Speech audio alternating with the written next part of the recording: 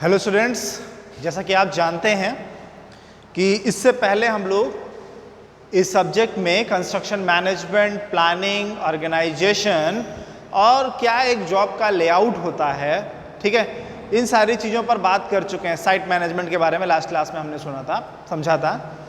आज जो टॉपिक मैं आपको पढ़ाने वाला हूँ, देखिए एक एक ये जो कहने के लिए ये यूनिट है, लेकिन इनमें ज़्यादा कुछ डिटेल में है नहीं, ठीक है। तो जो इम्पॉर्टेंट पॉइंट हैं, जो चीज़ें जिनसे क्वेश्चन बनते हैं, चाहे वो ऑब्जेक्टिव क्वेश्चन हो चाहे वो डिस्क्रिप्टिव क्वेश्चन हो, मैं उन पे फोकस कर रहा हूँ। बाकी नोट्स तो मैं आपको भेज ही रहा हूँ, ऑब्जेक्टिव क्वेश्चंस भी कुछ दिनों में भेजना शुरू करूँगा। आज जो टॉपिक है वो है कंस्ट्रक्शन लेबर। लास्ट क्लास में मैंने आपको एक चीज़ समझाई थी, जब मैं आपको साइट मैनेजमेंट पढ़ा रहा था, तो साइट मैनेजमेंट में मैंने आपको बताया कि साइट मैनेजमेंट में जो एक इम्पॉर्टेंट चीज़ है वो क्या है, वो होता है लेबर मैनेजमेंट। भाई देखो, हर साइट पर दो टाइप के लेबर होते हैं। एक होते हैं टेम्पोरेरी, ठीक है, और एक होते हैं परमानेंट। कहने का मतलब कल मैंने समझाया था आपको ये भी कि जैसे दो टाइप के लेबर कब होते हैं। देखो, कुछ तो एक काम है कि जो आपका डेली का डेली काम है उसको आपको कराना है, तो उसके लिए आप जो है परमानेंट टाइप के लेबर्स रखते हो। लेकिन कभी कभी ऑल ऑफ सडन डिमांड के हिसाब से कि काम ज़्यादा है और उसका सेम डेट में कंप्लीट होना आवश्यक है, तो उस केस में आप टेम्परेरी लेबर रखते हो, ठीक है। तो आपको ये समझना पड़ता है कि कब आपको परमानेंट लेबर की आवश्यकता है और आपको कब टेम्परेरी लेबर की आवश्यकता है। यही सब प्रोसेस एक साइट इंजीनियर का होता है लेबर के सिलसिले में, ठीक है। अब देखो, जो लेबर को तुम पेमेंट करते हो, मैं जब तुमने दो टाइप के लेबर रखे, तो इनकी पेमेंट भी, जो सैलरी मिलती है जिसको हम बोलते हैं वेजेस, ठीक है, सैलरी या फिर वेजेस। सैलरी या फिर वेजेस का मतलब होता है जो पैसा इनको दिया जा रहा है। तो भाई जो परमानेंट आपका लेबर है, इसको जो है क्या मिलेगा, इसको जो इसकी बेसिक सैलरी मिलेगी, प्लस हो सकता है कुछ डीए मिले, प्लस एचआरए मिल सकता है, प्लस टीए मिल सकता है। कहने का मतलब कुछ मान लेते हैं बेसिक सैलरी होगी, उस पर उसको डियरनेस अलाउंस मिलेगा, महंगाई भत्ता, और कुछ एचआरए मिलेगा, हाउस रेंट अलाउंस, और कुछ ट्रैवलिंग अलाउंस, ठीक है, जो भी वो काम कर रहा है। चूंकि परमानेंट एम्प्लॉय हमेशा के लिए आपके साथ रहता है, तो इसलिए उसको ये सारी चीज़ें आपको देनी होती हैं। दूसरी तरफ जो आपका टेम्परेरी जो एम्प्लॉय होता है, इसकी पेमेंट में ये सारे factor, basic salary, DA, HRA नहीं होते हैं। टेम्परेरी एम्प्लॉय हो सकता है कि डेली वेज एम्प्लॉय हो, कि उससे जो है हमने डेली पे बात कर रखी है और उसको डेली पेमेंट दे रहे हैं। जो डेली वेज एम्प्लॉय होगा उसका पेमेंट मोड क्या है, डेली होगा। अब कुछ हो सकता है आपको 15 डेज के लिए एम्प्लॉय रखना पड़े, तो उसकी पेमेंट क्या होगी, वो 15 डेज पर होगी, ठीक। कुछ होते हैं जिनको कि मंथली बेसिस पर नहीं, कॉन्ट्रैक्चुअली आप 3 मंथ्स के लिए या फिर 6 मंथ्स के लिए रखते हैं, ठीक है। आपने एक जॉब सुनी होगी अक्सर जिसको कॉन्ट्रैक्चुअल जॉब बोलते हैं, या फिर आपने हिंदी सुना होगा संविदा पर नौकरी या एडॉक बेसिस पे नौकरी।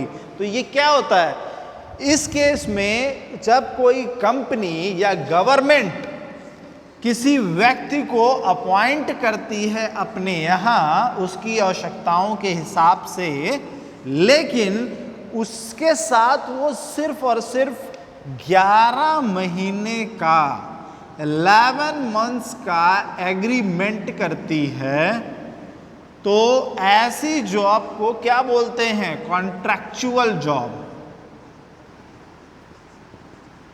ठीक है। और कॉन्ट्रैक्चुअल जॉब किसके लिए होती है, जो टेम्परेरी लेबर होता है। परमानेंट तो भाई उसको सारी सुविधाएं मिल रही हैं, साथ ही साथ साल भर बीतेगा तो उसका कुछ ना कुछ इंक्रीमेंट होगा बेसिक सैलरी में, वो भी उसको मिलेगा।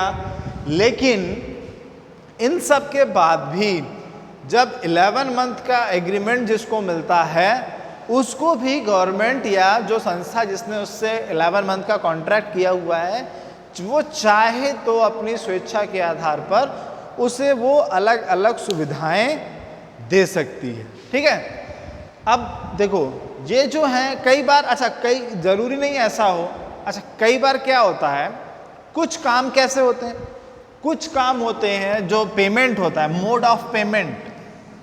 ठीक है भाई, पेमेंट है, एक तो पेमेंट हो गई, देखो जो सैलरी के बेसिस की हम उसकी बात नहीं कर रहा, यहाँ टेम्परेरी लेबर्स की बात ही हो रही है। तो एक तो पेमेंट होती है किस भी, टाइम बेसिस, समय के आधार पे, और दूसरी होती है वर्क बेसिस। जितना टाइम आपका जाएगा, सपोज दैट हमने कोई लेबर अपॉइंट किया जो लेबर वर्क कर रहा है सिंपल, तो उस व्यक्ति को हम टाइम के बेसिस पर पेमेंट देते हैं। लेकिन जैसे हमें किसी बिल्डिंग में प्लम्बिंग का कुछ काम कराना है या इलेक्ट्रीशियन का कुछ काम कराना है, तो उसको टाइम के आधार पर पेमेंट नहीं किया जाता है। जब कोई छोटा काम होता है हमारे पास, तो उसको वर्क के आधार पर, जैसे आपको किसी एक फ्लोर में प्लम्बिंग का सिर्फ काम कराना है, एक बड़ी मल्टी स्टोरिंग बन रही है, बट एक फ्लोर अभी आपको रेडी करना है, तो उसको आप थोड़े ना आप उसको मंथली सैलरी पे रख लोगे या फिर उसको आप जो है डेली पूरा पेमेंट दोगे, ऐसा नहीं होता है। होता प्रैक्टिकली ये है कि जितना काम है उसके आधार पे कुछ पैसे फिक्स कर दिए जाते हैं कि जो भी जितना काम था उस आधार पे 2000, 10,000, 20,000 जो भी अमाउंट है वो फिक्स कर दिया गया, और आपके काम के आधार पे जब काम कंप्लीट होगा तो आपका हिसाब कर दिया जाएगा। ठीक है, तो समझ में आया, पेमेंट दो टाइप के तरीके से दिए जाते हैं, एक टाइम बेस्ड और एक वर्क बेस्ड। ठीक है, अब आती है बात ये कि चलो ठीक है, ये तो हमने समझ लिया काम क्या है, पेमेंट उसकी कैसे होती है। आते हैं परमानेंट एम्प्लॉयज़ की तरफ। भाई टेम्परेरी एम्प्लॉयज़ चूंकि उनके साथ कॉन्ट्रैक्ट में लिखा होता है कि उन्हें कभी भी बिना किसी पूर्व सूचना के काम से हटाया जा सकता है काम की परिस्थितियों में बदलाव होने पर, और वो उस कॉन्ट्रैक्ट पर एग्री होते हैं, राजी होते हैं, इसलिए वो उनको काम मिलता है। लेकिन जो परमानेंट एम्प्लॉय होते हैं, जिनके लिए हमने आपको अभी बताया कि उनके लिए क्या है, सबसे पहले तो बेसिक पे plus TA plus DA plus HRA, ये सब कुछ है, उनके पास क्या है, क्या जरूरी है सिर्फ ये पेमेंट भर काफी है? नहीं, ऐसा नहीं है, सिर्फ पेमेंट भर से काम नहीं चलता है। इसके साथ साथ इनके लिए इनके मेडिकल बेनिफिट्स, ठीक है, मेडिकल बेनिफिट्स वगैरह प्रोवाइड किए जाते हैं।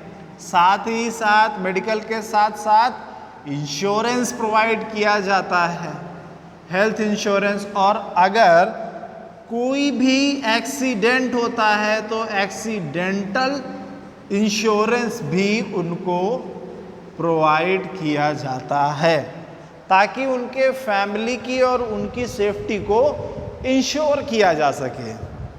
लेकिन ये सब चीज़ें आज होने लगी हैं, क्या हमेशा से ये चीज़ें थीं ऐसी ही? नहीं, ऐसा नहीं था। जब ब्रिटिश राज था इंडिया के अंदर, तब से जो लोगों के पास पैसा था, चाहे वो इंडियन ओरिजिन के बिजनेसमैन हो चाहे ब्रिटिशर्स हों, वो सभी लोगों से काम तो कराते थे, बट उनको ये सारे बेनिफिट्स नहीं दिए जाते थे। इस कारण से मजदूरों ने अपने संघ बनाए, जिन्हें कहा जाता है ट्रेड यूनियन। ठीक है, जैसे कुछ ट्रेड यूनियन के नाम बता रहा हूं आपको। AITUC, ठीक है, जो कि स्टैब्लिश हुआ 1919 में। ये एक ट्रेड ऑर्गेनाइजेशन है। BMS, भारतीय मजदूर संघ, ठीक है, BMS स्टैब्लिश हुआ बीजेपी के सपोर्ट से, ठीक है, या फिर RSS के सपोर्ट से, और ये भी मजदूरों के हितों में काम करते हैं। ठीक है, काम क्या करते हैं? काम ये करते हैं कि देखिए, जब हमारा देश आज़ाद हुआ तो उसके पहले तो सारा कुछ या तो ब्रिटिश गवर्नमेंट चला रही थी या तो इंडिया के जो बिजनेसमैन थे वो चला रहे थे। बाद में जब चीज़ों में बदलाव होने लगा, भारत में नई सरकार चुनी गई, तो सारे प्राइवेट संस्थानों को, ज़्यादातर को, जो ब्रिटिश अंडरटेकिंग थे उनको सरकारी कर दिया गया। और इंडिया में भी बहुत सारे बिजनेस को जो इंडियन बिजनेसमैन ले रहे थे उनसे गवर्नमेंट ने एक्वायर कर लिया, ताकि वहाँ जो काम कर रहे हैं श्रमिक, उनकी स्थिति को सुधारा जा सके। ठीक है, तो अक्वायर तो किया, लेकिन उनमें काम करने वाले श्रमिकों की स्थिति में बहुत ज़्यादा बदलाव नहीं हुआ। तो ये ट्रेड यूनियंस अस्तित्व में आई, या उसके पहले भी, इंडिपेंडेंस के पहले भी अस्तित्व में आई, और इनका मकसद ये था कि जहाँ जहाँ जिन जगहों पर मजदूरों के साथ अन्याय हो रहा है या उन्हें पर्याप्त सुविधाएं नहीं मिल रही हैं, उनको वो सुविधाएं, उनका हक किसी तरह से दिलाया जाए। तो गवर्नमेंट ने बहुत सारे लेबर लॉज बनाए।